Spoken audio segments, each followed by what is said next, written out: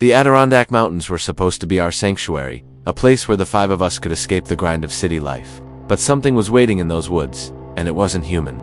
My name's Ethan, and last summer, I convinced my four closest friends Leila, Marcus, Sarah, and Tom to join me for a week-long camping trip in the Adirondacks. We were all in our mid-20s, overworked and itching for a break. The plan was simple. Hike deep into the wilderness, set up camp near a secluded lake, and unplug. No phones, no internet, just us and the forest.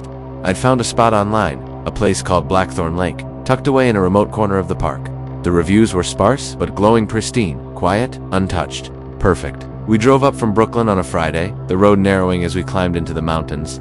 The air grew cooler, sharper, scented with pine and damp earth. By the time we reached the trailhead, the sun was dipping low, casting long shadows through the trees. The forest was dense, a tangle of hemlock and cedar, with moss blanketing the ground like a soft green carpet. It was beautiful, but there was a stillness to it that felt heavy, like the air itself was holding its breath. We hiked for 3 hours, following a faint trail marked by faded blazes on the trees. Marcus, our group's self-appointed comedian, kept the mood light, cracking jokes about bears and Bigfoot. Lila rolled her eyes but laughed, her backpack bouncing as she trudged ahead. Sarah and Tom, the couple of the group, lagged behind, whispering to each other and stealing glances at the darkening woods. I led the way, map in hand. Though the trail was so overgrown, I was mostly guessing. By the time we reached Blackthorn Lake, the sky was a deep indigo, and the temperature had dropped enough to make our breath visible. The lake was stunning, even in the fading light. It stretched out like a sheet of black glass, ringed by towering pines that reflected perfectly on the water. A thin mist curled along the surface, glowing faintly under the rising moon. We set up camp on a small clearing about 50 yards from the short 2 tents,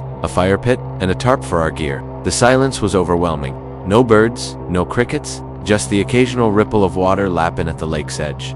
It was peaceful, but I couldn't shake the feeling that we were being watched. I chalked it up to exhaustion and didn't mention it to the others. That first night, we sat around the fire, roasting marshmallows and passing around a flask of whiskey. Marcus told a ghost story, his voice low and theatrical, about a hiker who vanished in these woods years ago, leaving behind only a bloodstained journal. Sarah shivered and leaned into Tom, who smirked and called it Lila. Ever the skeptic, said the only thing we needed to worry about was hypothermia. We laughed, the sound echoing briefly before the forest swallowed it. I noticed how quickly the darkness pressed in around us, the firelight barely reaching the trees. It felt like the woods were closing in, but I didn't say anything. I didn't want to sound paranoid. We turned in around midnight, splitting into 2 tents, me, Marcus, and Leila in one, Sarah and Tom in the other. The air inside the tent was cold, and I could hear my own heartbeat as I lay in my sleeping bag. The silence outside was absolute, not even a breeze. I don't know how long I'd been asleep when I woke to a sound of low, rhythmic tapping, like someone drumming their fingers on a hollow log. It was faint but deliberate, coming from somewhere near the lake. I sat up, straining to hear it over Marcus's snoring. The tapping stopped, then started again, closer this time. I nudged Leila, who mumbled something and rolled over, but Marcus stirred. "You hear that?" I whispered. He listened for a moment, then nodded, his eyes wide in the dim light. "What the hell is it?"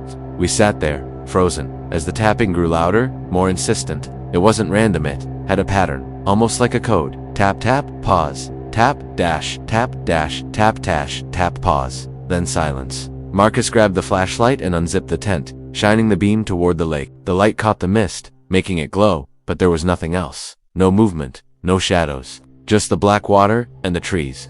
We waited, holding our breath, but the sound didn't return. Eventually, we zipped the tent back up and tried to sleep, though I barely managed to wink. The next morning, we found footprints around our campsite. They were faint, pressed into the soft earth near the fire pit, and they weren't ours. They were barefoot, oddly elongated, with toes that looked too long and pointed. The tracks led from the clearing toward the lake, disappearing into the water. Sarah was the first to notice them, and her voice shook as she pointed them out. "Guys, what the hell is this?" Tom crouched down, inspecting the prints. "Maybe it's an animal, a bear or something. Bears don't have human feet." Lila snapped, her usual sarcasm replaced by unease. She followed the tracks to the water's edge, then stopped, staring at the lake. "They just stop here." Like whatever it was walked into the water. Marcus tried to lighten the mood. "Maybe it's a mermaid, or a really dedicated skinny deeper." No one laughed. I felt a knot in my stomach, the same feeling I'd had the night before. We agreed to keep an eye out, but didn't talk much about it as we went about our day. We hiked, fished, and explored the area around the lake, trying to shake off the weirdness. The forest was still eerily quiet, but the daylight made it feel less oppressive. Still, I kept glancing over my shoulder, half expecting to see someone or something watching us. That afternoon, while we were eating lunch by the lake, Sarah found something in the shallows. It was a small, carved stone, about the size of a fist, half buried in the mud. It was smooth, almost polished, with strange symbols etched into its surface, spirals and jagged lines that didn't resemble any language I'd ever seen. She held it up, her fingers trembling slightly. "This doesn't look natural," she said. Lila took it, turning it over in her hands. "It's old," she said, her voice quiet. "Like really old. Maybe it's Native American or something. Or maybe it's just a rock," Marcus said, but even he didn't sound convinced. We decided to keep it, though I'm not sure why. Something about it felt important, like it was meant to be found. We wrapped it in a cloth and tucked it into Lila's backpack. That night, the tapping returned, louder and closer. It wasn't just near the lake anymore, it was circling our camp. Moving through the trees, tap tap, pause, tap tap. It stopped just outside our tent, so close I could hear the faint rustle of leaves underfoot. Marcus grabbed the flashlight again, but I stopped him before he could unzip the tent. "Don't," I whispered. "Just don't." We sat there in the dark, listening, as the tapping moved away, back toward the lake. None of us slept much after that. The next day, things got worse. The air felt heavier, like a storm was coming, though the sky was clear. We tried to keep busy, but the mood was tense. Sarah and Tom bickered over small things, their usual affection replaced by irritation. Marcus stopped joking, his eyes darting to the trees every few minutes. Lila kept the carved stone in her pocket, refusing to let anyone else touch it. She said it felt warm, like it was alive. Around noon, we found more footprints. These were deeper, more defined, and they formed a perfect circle around our camp, as if something had been pacing around us all night. The toes were even longer than before, almost claw-like, and there were faint scratches in the dirt, like whatever made them had been dragging something sharp. Tom suggested we pack up and leave, but Lila argued that we were overreacting. "It's probably just some local messing with us," she said, though her voice lacked conviction. I wasn't so sure. The forest felt different now, like it was watching us. The silence was suffocating, broken only by the occasional snap of a twig or rustle of leaves. I kept catching glimpses of movement in my peripheral vision, shadows that vanished when I turned to look. By late afternoon, we were all on edge, jumping at every sound.